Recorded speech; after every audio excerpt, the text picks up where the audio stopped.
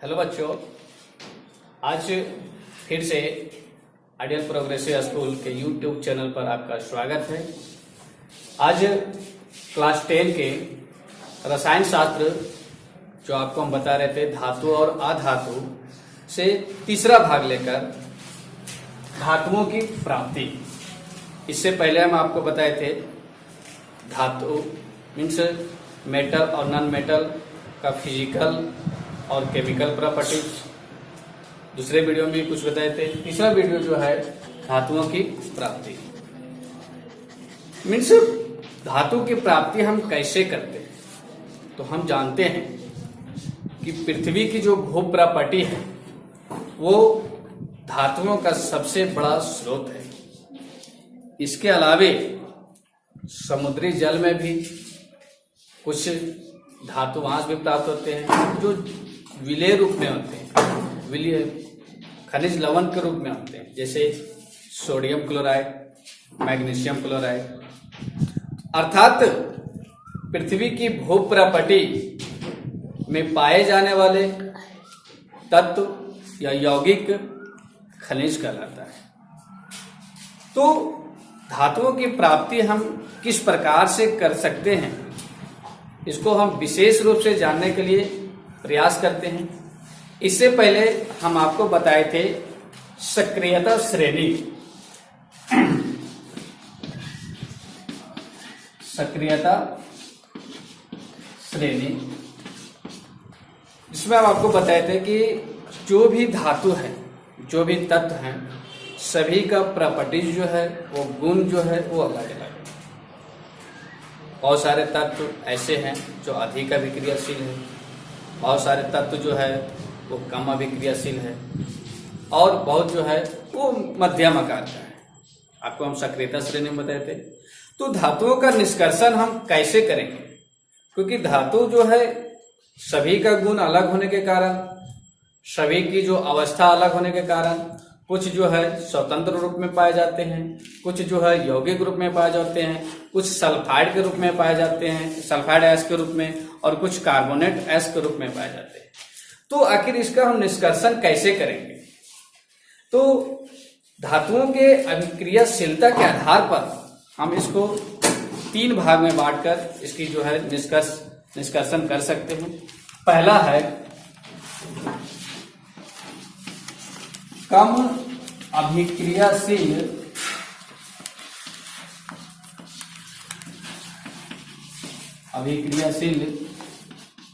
धातुएं। दूसरा मध्यम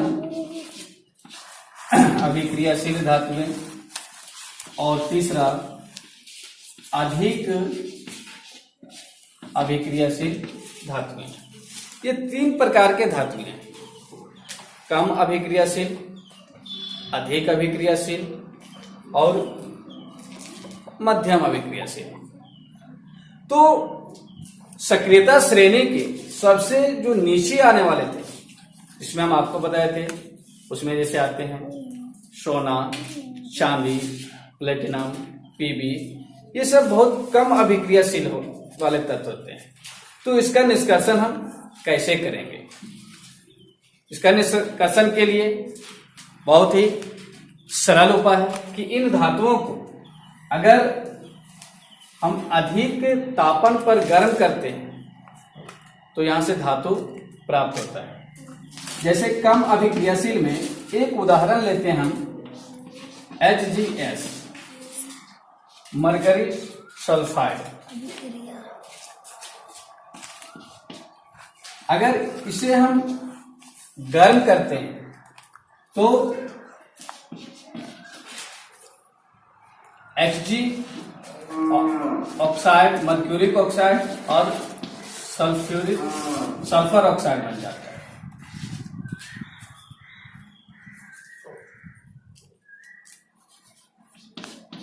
वायु की उपस्थिति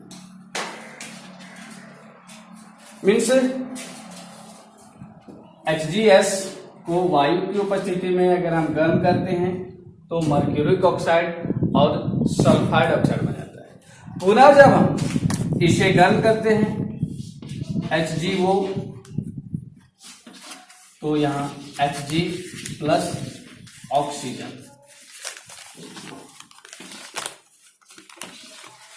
मीन्स केवल इसे हम गर्म करने से ही धातु S से धातु प्राप्त हो जाती है। तो ये क्रिया जो है किसमें काम आता है केवल, तो वैसे धातु जो कम अभिक्रियाशील, जो सक्रियता श्रेणी की सबसे नीचे आता हो। इसके बाद सेकेंड टॉपिक है सक्रियता श्रेणी के मध्यम स्थित धातुओं का निष्कर्षण। मीन्स सक्रियता श्रेणी के बीच में जो आते हैं, जो ना अधिक और ना ही कम अभिक्रियाशील होते धातु, इसका निष्कर्षण कैसे करेंगे।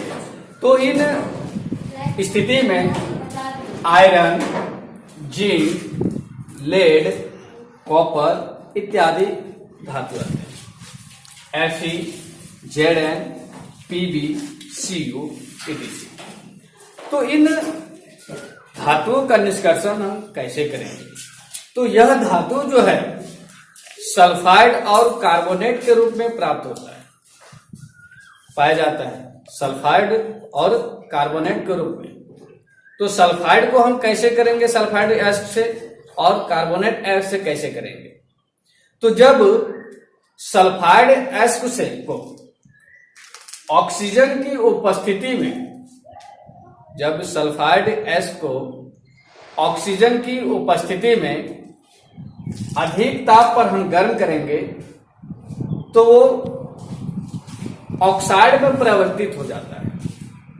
इस प्रक्रिया को हम भर्जन कहते हैं। क्या कहते हैं, भर्जन।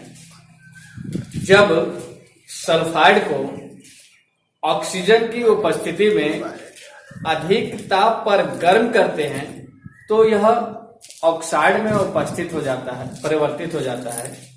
इस प्रक्रिया को हम भर्जन कहते हैं। आप देख सकते हैं कि भर्जन स्थिति में जब हम जिंक सल्फाइड, क्या लिए, जिंक सल्फाइड को ऑक्सीजन की उपस्थिति में अधिक ताप पर गर्म किए तो जिंक ऑक्साइड में परिवर्तित हो गया। किसमें परिवर्तित हो गया, जिंक ऑक्साइड में। तो जिंक सल्फाइड से जिंक ऑक्साइड में परिवर्तित होना भर्जन कहलाता है। सेकेंड, जब कार्बोनेट एसिड को वायु की उपस्थिति में सीमित ताप पर हम गर्म करते हैं तो वह भी ऑक्साइड में परिवर्तित होता है। इस प्रक्रिया को हम निस्तापन कहते हैं। क्या कहते हैं, निस्तापन। उदाहरण के रूप में हम देखते हैं सेम जिंक कार्बोनेट, ये दूसरा एसिड है, इसको केवल हम वायु की उपस्थिति में अधिक ताप पर गर्म किए तो यहां भी जो है जिंक ऑक्साइड में परिवर्तित हो गया। तो जिंक कार्बोनेट से जिंक ऑक्साइड में परिवर्तित होना या बदलना निस्तापन कहलाता है। अब ये दोनों के बाद जो है धातु प्राप्त कैसे होता है, क्योंकि जिंक सल्फाइड से जिंक ऑक्साइड मिल गया और जिंक कार्बोनेट से भी जिंक ऑक्साइड मिल गया। तो यहां से जो है धातु को हम प्राप्त कैसे करेंगे, जिंक को कैसे लाएंगे।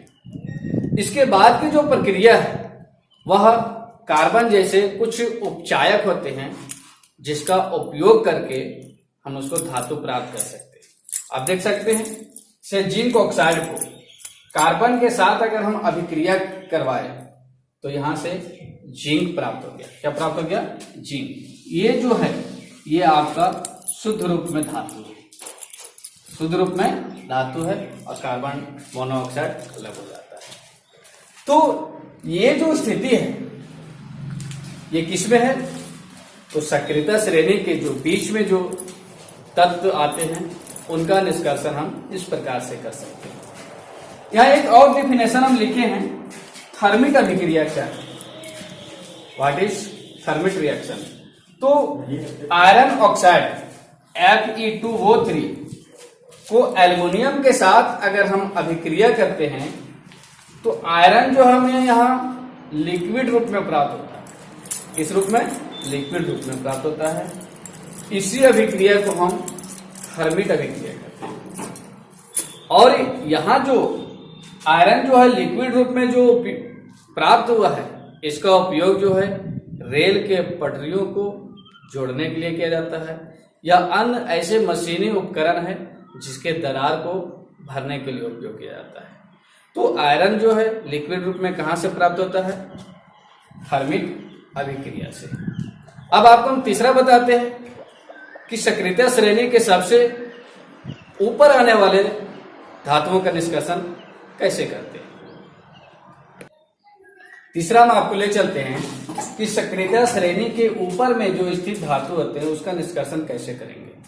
तो सक्रियता श्रेणी के ऊपर जैसे सोडियम, मैग्नीशियम, कैल्शियम, एल्युमिनियम इत्यादि जो अधिक अभिक्रियाशील होते हैं, और वैसे धातु जो अधिक अभिक्रियाशील हो उसको हम विद्युत अपघटनी द्वारा इसका निष्कर्षण करते हैं।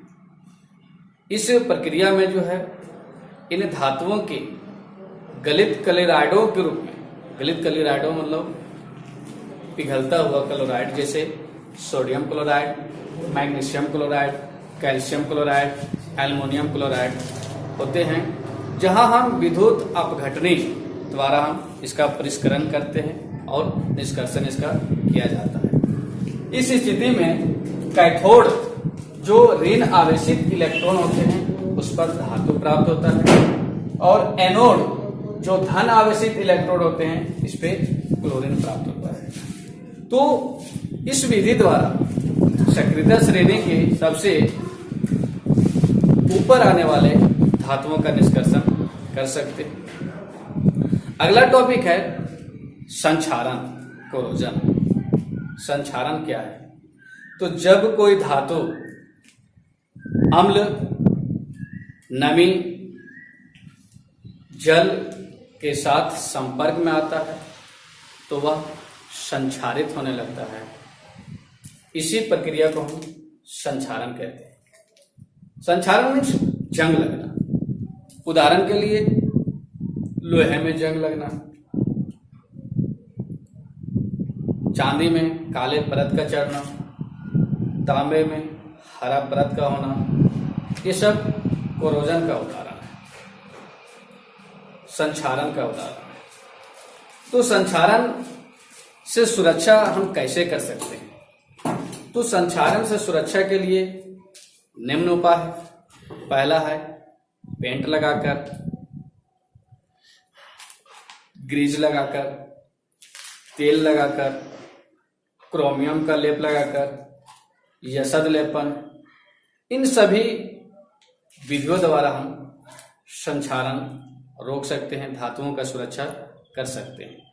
जैसे क्रोमियम का लेप लगाना, आप देखते होंगे साइकिल के हैंडल जो बहुत ही चमकदार होते हैं या रिम, तो उस पर क्रोमियम का लेप होता है। उसी प्रकार से जस्तीकरण, इसको दूसरे भाषा में यसद लेपन भी कहते हैं, जिसमें दूसरे धातुओं पर जो है जिंक का परत चढ़ाया जाता है उसके बचाव के लिए। इसे हम जस्तीकरण या यसद लेपन कहते हैं। इसके अलावा मिश्र धातु, वैसे दो धातु के समांगी मिश्रण को हम मिश्र धातु कहते हैं या इसको मिश्रातु भी कहते हैं। और नेक्स्ट है अमलगम। तो वैसे धातु जिसमें एक जो है पारा हो उससे बना हो उसे हम अमलगम कहते हैं। तो इन सभी बिंदुओं पर चर्चा करते हुए ये जो पूरा चैप्टर है, पूरा पार्ट जो हमने समाप्त किए हैं। आप वीडियो को जो है, तीनों वीडियो को बहुत ध्यान से देखिए, उसको हर बार रिपीट करके आप पढ़िए, आपको बहुत समझ में आएगा। यहाँ से चैप्टर 3 जो है आपका कंप्लीट हो गया है। इसके बीच जितने भी क्वेश्चन हैं सबको आप नोटबुक में लिख लें, जितने भी परिभाषा हम बताएं वो भी आप नोटबुक में लिख लें, और इसके अलावा जो किताब में जो क्वेश्चन है उसको भी आप बनाते जाएं। जहां आपको दिक्कत है आप हमसे कंसल्ट कर सकते हैं। तो ये आपका चैप्टर जो है समाप्त हो गया। आज के लिए इतना ही, धन्यवाद।